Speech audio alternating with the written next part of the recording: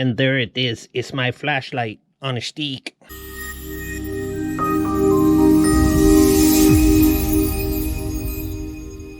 All right, so check this out. LED light system that comes with this is a 12-volt light system. Super cool that this fits right into the nose, to the cowl. This one goes through the rudder, and then you have two multi-function wingtip lights. You also have here, if you check it out, a light controller. So you can use the button to toggle through the light patterns or set it up to a switch on your radio to do that.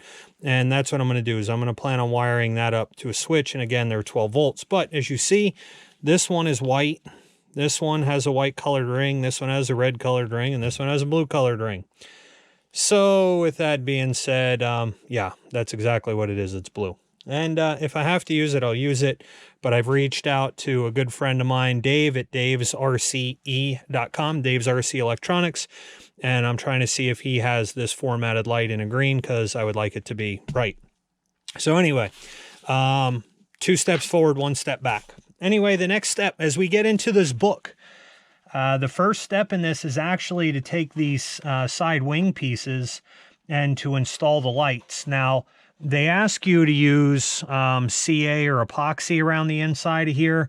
I'm going to do a couple things to make these removable, and it's not like I plan to ever take them off, but just like on my Texan, in case you have a light burnout or something else, I want it to be easily serviced. And we can do that pretty simply, and I'm going to show you how. So anyway, what I'm going to do right now until I get an email back from my buddy Dave is we're going to go ahead and take this area, and we're actually going to cover it with the aluminum HVAC tape and give these things a little bit of a backing in there to help them look better, because then these lenses here will go over the front.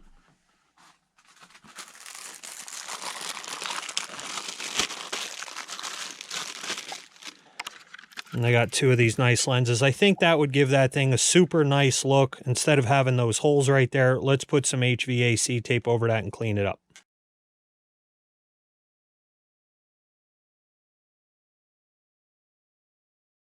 All right, guys, you can see we have our aluminum HVAC tape installed, and those would be ready to go. And I did tell you that I was going to make the quick release system here and show you how I do that. And actually, at this point, that's really going to pay off, but something I'm not going to do right at this second. And the reason for that is simply because the lighting module and everything else that I got, these are actually really bright lights, 12-volt lights, powered with a 3S battery, but this one's blue. It has a control module, so you can make them blink, strobe, all kinds of stuff. And the problem is I don't want to put the blue one in there. And what I talked to you guys about earlier, or that I'm going to do, you can see that small hole right there is where they go into. I was just going to Canopy Glue them in there and then make this thing on a quick release. So if you ever had an issue, you can disconnect it, change out the light, whatever, and not have to fish everything through the wing and fight with it again. Now would actually be an opportune time for this, because that's exactly what's going to happen. But I ordered a set for time-wise from Unilight, so I'm probably not going to use this one or the red one. I got ones from Unilight that should be fairly comparable, and we'll see what happens when I get those. But that's going to be a couple days now till I can get them. I didn't want to put a blue one in there. So off to the wings, and it's time to start getting the wings prepped, ready, servos installed, and everything else. Now, I've been playing around with these hinges, and I want to show you a couple things. So they painted these things, which is really neat. I like that. I like the touch. I like how it has the opposite color here in this sense. But I talk a lot in a lot of my videos about making sure that that horn winds up being on the hinge line. And most of you would think, oh, right here at the crease is going to be my hinge line, and it's really far off. Believe it or not, those are actually really close. These have pocketed hinges, and right there is, you could see where the control rod finishes. That is where your hinge line actually is, and believe it or not, those are pretty on par. There's not a whole lot I need to do here other than stick the ball link on the inside to keep those aligned. We are going to take these things out, and we're going to rough up. You have to rough up fiberglass hinges. If you want to drill 1 or 2 holes in there, that'll help it even more so that epoxy really sits in. We're going to tape off around the outside. But like I said, I'll get the ball link in there and put the bolt in so that way everything is spaced right and everything is lined up together. That will dry overnight. I always use overnight epoxy with those high sol epoxy so they can really soak in and they're super strong. While that's drying, we'll work at getting in our Pro Modeler servos in these things. And let's talk about rudder. Here you can see the rudder. They have in the book, they want you to put the lights and stuff. Like I said, we're skipping that and we're moving right into the hinges. I'm just going to do all my hinges at one time. I already have the epoxy out. We're doing our thing. I don't need to waste any more than need be. Again, green ones here, but you can see the difference in these hinges. The pockets are really small here. So those go in there. We have 2 green ones, and then the elevators.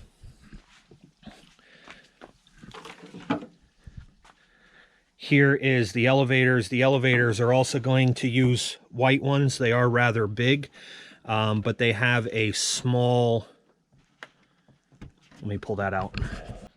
They have the small tab on them as well, like these, but there's 4 of these, so that tells you it's not this. And this is not a pull system. This will be direct servo right into there. So by process of elimination, we know where all of those horns go and where to install them. But I'm going to do all this all at one time, so that way we know that everything is lined up. And especially here with the rudder, I'll probably dry fit everything on the fuse to make sure that I have that going to be into that hinge.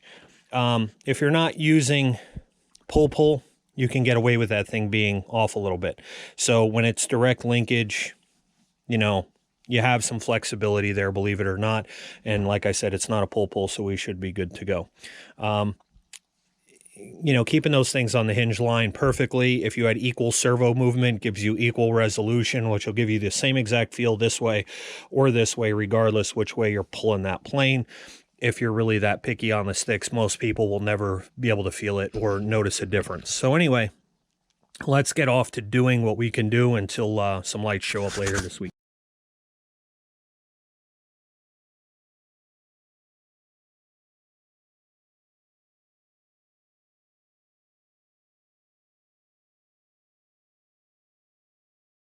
All right, guys, now it's time to throw in our Pro Modeler servos. I'd like to set them up and center them before I install them, and then that way I can see maybe the arm fits on one way better this way or that way, and then maybe I'll use it on one side of the plane or the other. I also use this to cycle all servos before I put them in, just to make sure everything works and that I'm not going to have failures.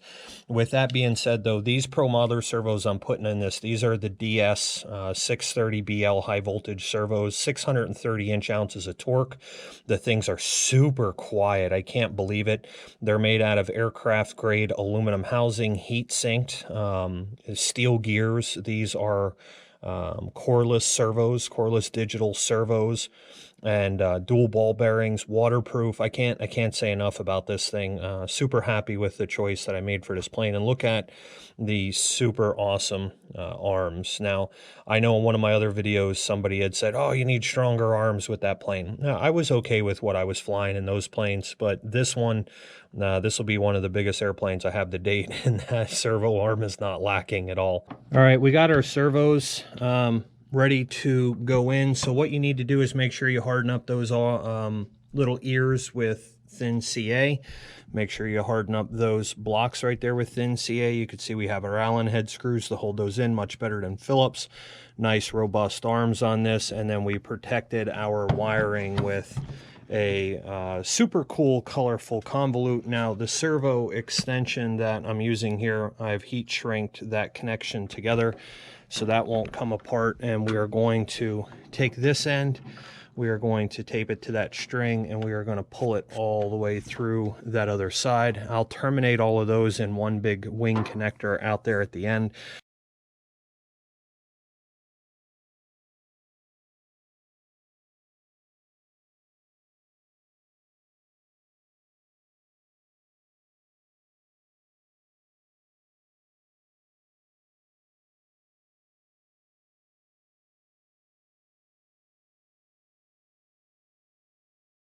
All right, change of plans, couple things. Number one, you can't use super heavy duty arms on the flap servos because you won't have the clearance between the plate and the arm. It'll rub. So we opted for still strong arms, but you can go metal ones if you want to. I just had some of those, I don't know, hardened plastic ones, whatever they're made out of. And don't forget, when you put in your flap servo, you're not putting it in at the neutral position, you're actually putting it in so that is the retracted position when you put your arm on, so that way it's only really moving to that full extent going forward. But anyway, I had to take the sheeting off of here, and I'll tell you why, and it's not a bad thing. They actually have tunnels on the other side, and you may be able to see them in there. So this whole span in here, they have tunnels to fish all your wiring through. And with the sheeting, I'm not going to have enough room. And with the sheeting, you're not worried about it sheathing. You're not worried about it rubbing anyway. So again, we have the shrink tube over that. I've pulled off the sheathing so we can run that through. This one here is going to have to join to go through. And then eventually when we get our light goes on here, and that's going to have to run through. And it's going to get pretty tight in there with 3 sheaths. So anyway, we'll be fine without it. I like how they put those tubes in there to protect stuff, but away we go.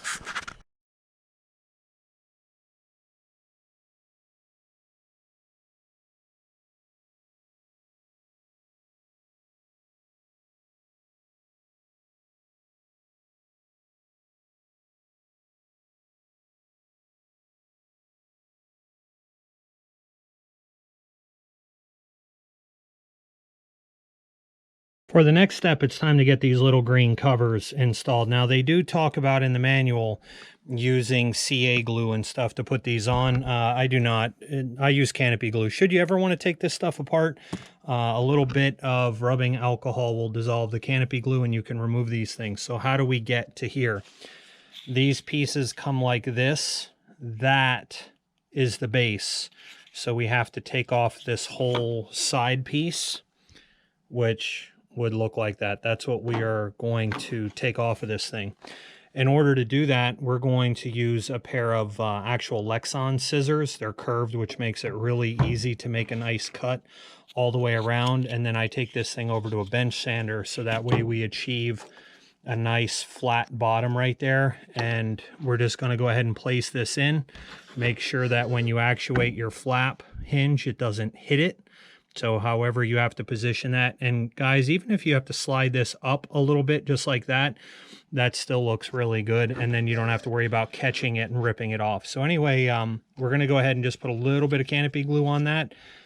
Piece of tape over the top to hold it overnight. And in the morning it'll be good. So let's get to installing that one and cutting this one.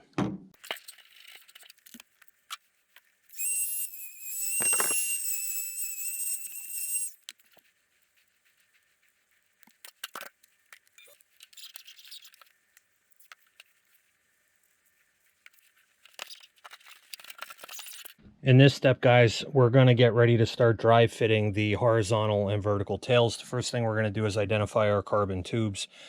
The 2 tubes for the elevator halves are the exact same size, and the shorter of the 3 longer ones. The longest one and the shortest one are for the rudder.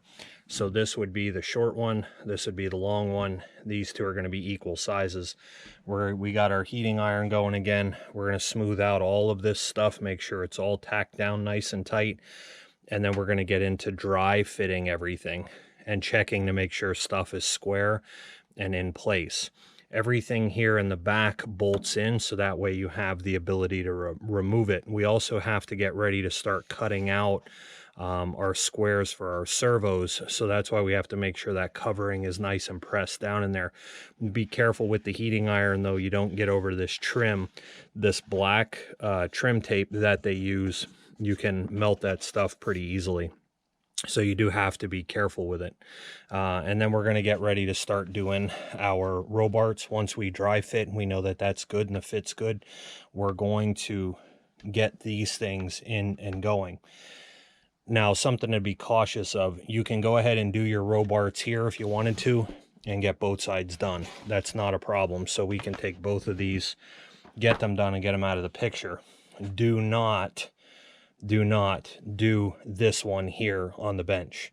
The vertical stabilizer must be done on the plane because there's 2 more hinges here and the light that needs to be installed. So this piece needs to be on first. the vertical needs to be on, and then the rudder will go on thereafter. So we can get all of this stuff dry fit and put in place. We're going to do this one last, and we're going to do those Robarts on the plane. But let's get into time-lapsing and heating, sealing, and getting dry fit. All right, everybody. So now we have the plane up on the bench, and we have the tail just dry fit installed. The carbon rods are placed as I showed you earlier where they should go. And basically all we're doing is checking to see if things are square and level. And guys, there's nothing better than using an automatic cross leveler. So we're using laser, and I hope that you can, we'll cut in and see it. But as you follow that right across the elevators and right up the side of the tail. So hopefully you can see that right there, right? And right across, that baby is perfect. So this is going to help you with having to add in aileron to make your plane fly level or straight or whatever. But from here, all you have to do now, if you want to check your wings, is just extend this straight up. And as long as that leveler shoots right across your wings, then you know they're good as well. So everything is square and level to the fuselage, and that's how you get great flying planes, guys, right there.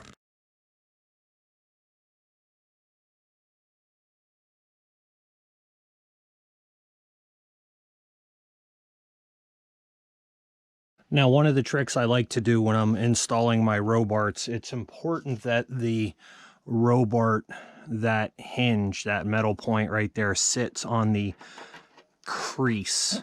So that pin literally has to be halfway down. All right. In order to get those to sit in there nice like that, what I do is I take a big drill bit, take the regular non-sharp end, I guess, the beveled end, and just push into those holes. And that imprints the covering down in a little bit, and it also gives you the ability to push that Robart down in there a little bit further, because we want to minimize that hinge gap. And then I will show you, I use Gorilla Glue in there, and the reason for that rather than epoxy is that that glue will expand on the inside, and it will expand in and fill around these barbs. I have planes 20 years old that these hinges are still in there perfectly. 3D planes, big gasser planes with no issues. I think the Gorilla Glue is definitely the preferred method for getting these in my books. It is anyway, and I've used it across the board and everything. And this is a big plane, and I won't hesitate to use it here either. So we took the iron, we creased all this stuff out. Made sure everything was firmly attached, because it's really hard to do later down the road. We're getting the stuff installed, going to make sure it's square, and then we're going to get all these installed.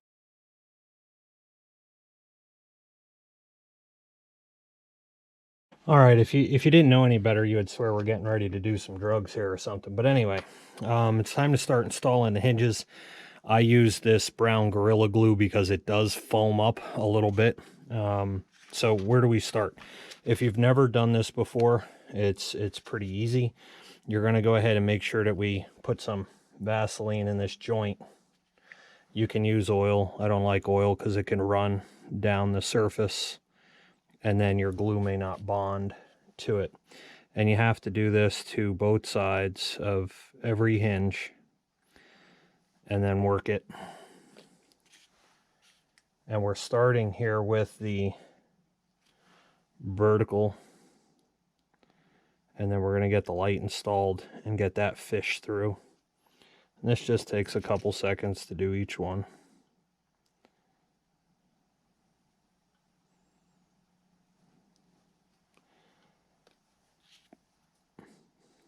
And stuff like this I like to do before I go to bed for the night. That way it has all night to cure, and I can clean it up and do whatever I need to do in the morning.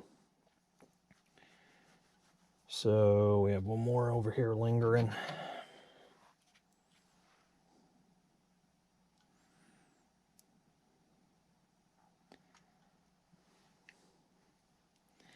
All right, we're going to set those off to the side.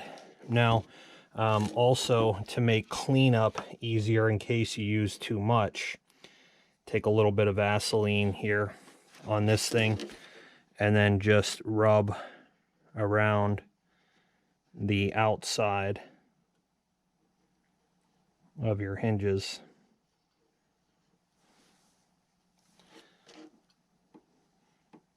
Little lube, guys, goes a long way.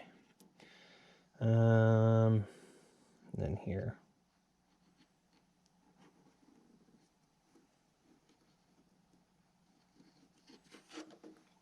And we're going to do the same thing on the part on the plane on the vertical. All right, now that that's in there, we're going to get a needle. I like using a needle. And we're going to suck up some water here. Maybe.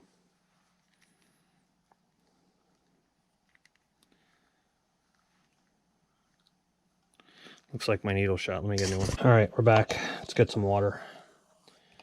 So all you're going to do is you're going to place a drop. This will help to activate the glue. And it also helps to that humidity, but it also helps to swell the balsa.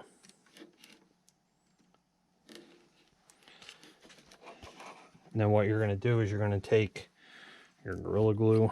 We're going to squeeze some into this cup. And now you're just going to take your glue.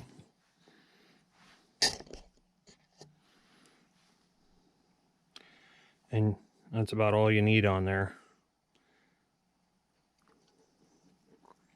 Just run that around the inside of the hole.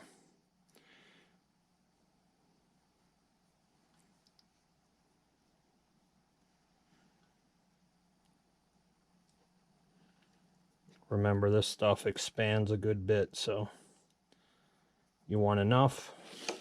Takes maybe a time or two of doing these before you really get the hang of exactly how much you need, but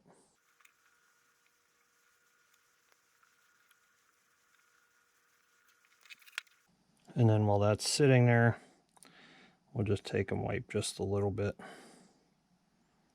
on the hinge.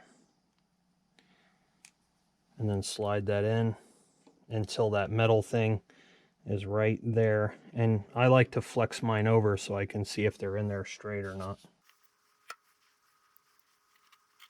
You absolutely have to make sure that you get those in there straight and all even with each other. If not, you're going to have binding. And then to get these out is going to stink later.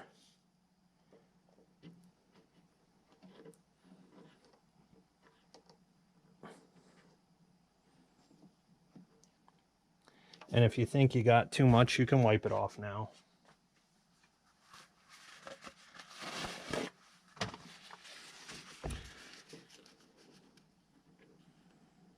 Like I said, that's why we put a little bit of that Vaseline on there in case we have a little bit of foaming over the edge. It'll be easy once it dries. Just use the back side of an X-Acto knife and just scrape it right off. It won't stick to the covering. Not really well anyway. All right, while those are in there, we're going to do the same thing on the vertical. I'm just going to get a little bit of that stuff going in there. I got to clean up these two holes a little bit, and then we're getting our light installed. Now you guys can probably see that already starting to foam up and around there. If you wanted to, you could just take an X-Acto knife and just wipe that stuff away. All right, so we have our wire fished through. It's a tight squeeze getting through there. A little screwdriver will help with the push.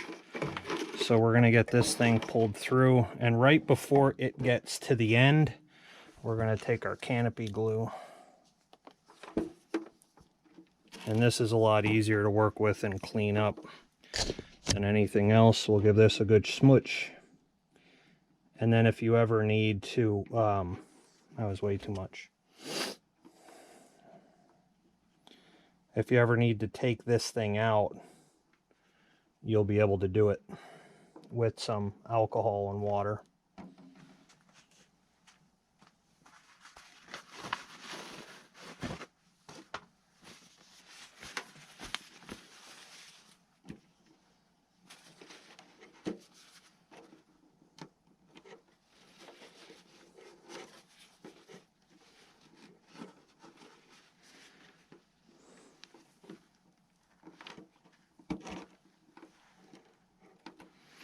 All right, so now that's in. Now, up on the other end, let's get you guys over there to see that. And the hole for that thing, there is no string. So what I'm going to do is I'm just going to use a piece of push rod guide tube to slide that thing up in there. So we're just going to take this connector and we're going to place it right over here over this end.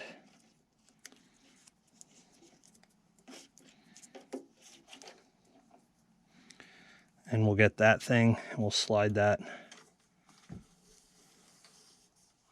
hopefully in there, and we'll see if it'll fit both. And it does. Give it a little bit of coaxing. And now that thing will help me to pull it from the inside.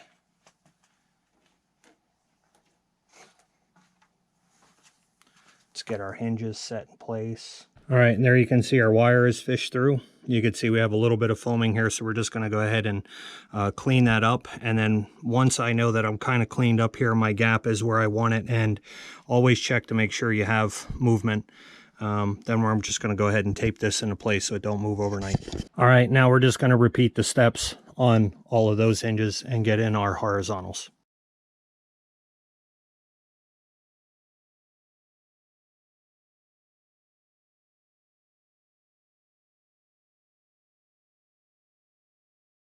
Now we're going to go ahead and get our flying wires in the back installed. You're going to use these brackets on the vertical on each side and the horizontals on the top and the bottom. Now I opted for RTL stainless fasteners here instead of the black ones. I just think personally it looks better. Again, if you guys are interested in making an order from RTL, you can use my code. I'm allowed to share it with everybody, so I do. To save 30% off all your hardware orders, you could share it with your friends, doesn't matter, is JPC30. So that's just plain crazy 30. That'll save you 30% off of any order $50 or more. So these holes where these bolts go through, you want to wick a little CA in there to harden the blocks up around it. And then you put the bolt through. We're using some colored hardware on the bottom, and then we're going to put in a flying wire. So you're going to do this times 4. At the top of the vertical, you're going to loop into that bracket. Now, when possible, I like to loop when these ferrules allow and size-wise allow. Once I come up through the ferrule and come back through, I loop it a third time. That'll help prevent these from pulling loose during flight, because there's a lot of movement of this stuff and a lot of pressure, and sometimes they'll pull out of those crimps or they'll expand. Another tip is just put this piece in there just far enough, but give yourself as much as possible so that way you have adjustments if you do have some play that you can tighten it down. If you put that all the way up here, you're not going to have any adjustment. Also, these screws, I wound up using 3mm x 4, more RTL Fasteners Hardware, because the ones they include are too long and they actually poke into the material underneath. So what we're going to do now, you can see that one is crimped already. We're just going to push that heat shrink over the top of those like that, and we're going to crimp this one, and then we're going to put the heat shrink over it like that, and we're going to repeat that 4 times, and that'll do our flying wire.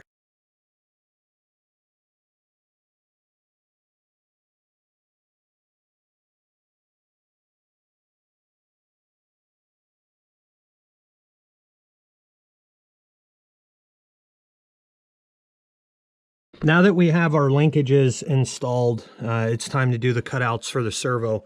Something I wanted to tell you guys about the linkages. I did follow the book to the T, and they seem to be very accurate. So all of the numbers and measurements that they give you uninstalled and installed seem to work out. And most of the times with these models, I do replace all of the control rods and ends.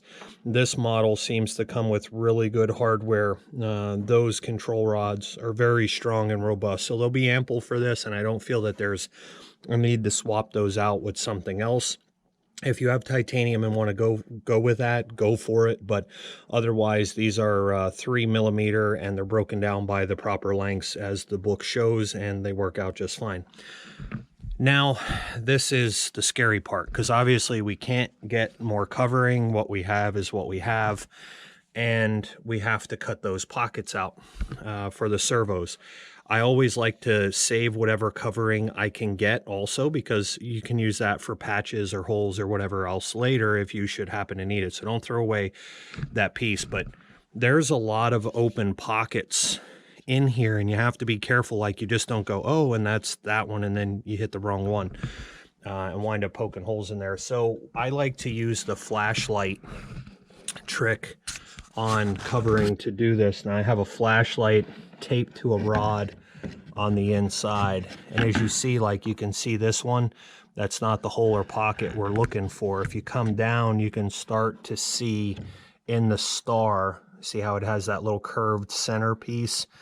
That's the one we're looking for. So on the right side of the plane, we have one hole for a servo, and on the other side, the left side, you're going to have two, one for the elevator and rudder.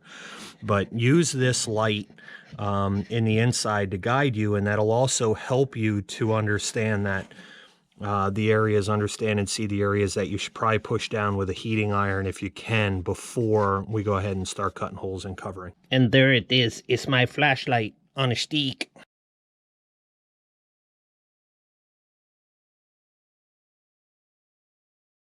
All right, guys, now it's time to throw in our Pro Modeler servos. I'd like to set them up and center them before I install them, and then that way I can see maybe the arm fits on one way better this way or that way, and then maybe I'll use it on one side of the plane or the other. I also use this to cycle all servos before I put them in, just to make sure everything works and that I'm not going to have failures. With that being said, though, these Pro Modeler servos I'm putting in this, these are the DS 630BL high voltage servos, 630 inch-ounces of torque. The things are super quiet. I can't believe it. They're made out of aircraft grade aluminum housing, heat sinked, steel gears. These are coreless servos, coreless digital servos, and dual ball bearings, waterproof. I can't say enough about this thing. Super happy with the choice that I made for this plane. And look at the super awesome arms. Now, I know in one of my other videos somebody had said, oh, you need stronger arms with that plane. Now, I was okay with what I was flying in those planes, but this one, this will be one of the biggest airplanes I have to date, and that servo arm is not lacking at all. So anyway, let's get these things installed. You can see we got our pockets cut out. Now we're going to have to go ahead and fit our servo, pre-drill our holes, wick in some CA, and then we'll run some wiring.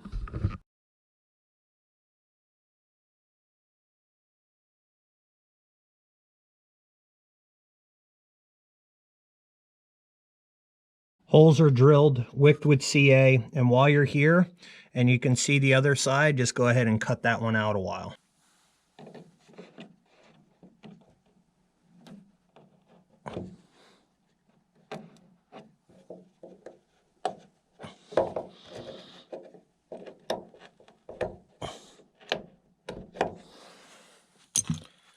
All right, all the holes are done, all three of them all the way around there. Everything is wicked in to make it sturdy, and now it's time to make some wire and fish it through the tube. Again, they have, let me pull out my flashlight on a stick.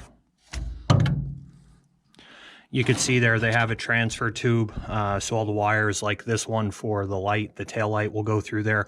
And now that I have the tail open, I can reach back there and start that wire through the tube easier. But before I put the servos in, I am going to make my 3 leads for the rudder and the 2 elevators and get them fished all the way through the tube so I can connect them down there, and then have plenty of wire up here that I can work with and put this stuff wherever.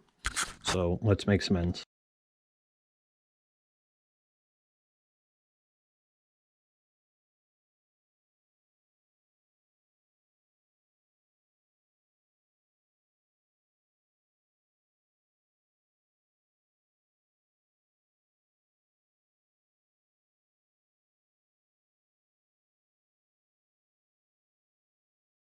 Now we're going to go ahead. I pulled off the tail wheel assembly already. It is time to get the rudder linkage put in there, and the way I chose to do this and the steps in which I went about it, I had the tail wheel in there, and that has to come down in order to put this plate in. The point will go towards the front. This wooden block, you are going to have to run a drill bit through there because the horns actually stick through into that area, so they will not just screw up in there, and you don't want to use shorter screws. Just run a drill bit right up through those bad boys, and then that way your screws will have something to dig into.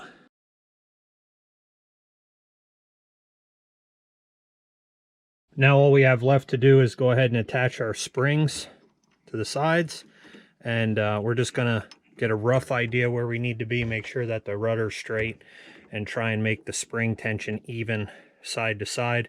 A lot of people get wound up about tail wheels and tail draggers and steering authority and everything else. Remember, like, most of the time you're using the thrust of the prop to throw the tail around, and this is just kind of an assister. Don't think that the tail wheel should always, you should hit the rudder, it should turn, and you're just going that direction. It's not like a nose dragger or a nose wheel or a tricycle steering. A lot of people get upset over that. Most of your turning authority is coming under power, and then once you're going up the runway, this thing becomes almost useless almost instantly. So then the rest is left on the rudder. But anyway, we're going to try and make these springs even side to side. Let's do it. All right, guys, so that ends this section on the Seagull's model 122-inch Super Decathlon from Gator Rc. Gator Rc carries a wide variety of balsa ARFs, whether you're looking for stuff slow, small, low-key, biplanes, aerobatic planes, warbirds.